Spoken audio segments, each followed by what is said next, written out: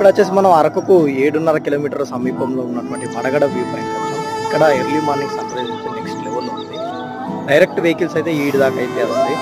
ఎవరైనా aged persons అయినా పిల్లలైనా కూడా జీప్స్ ఆటోస్ అన్నీ అవైలబుల్ ఉన్నాయి. డైరెక్ట్ ఇక్కడికి వచ్చి మీరు లైఫ్లో ఒక మంచి సన్ రైజ్ అయితే ఎక్స్పీరియన్స్ చేయొచ్చు. పూర్తి వీడియో అయితే కింద ఉన్న లింక్ లేదా నా ఛానల్లో ఉంటుంది. అద్భుతంగా అయితే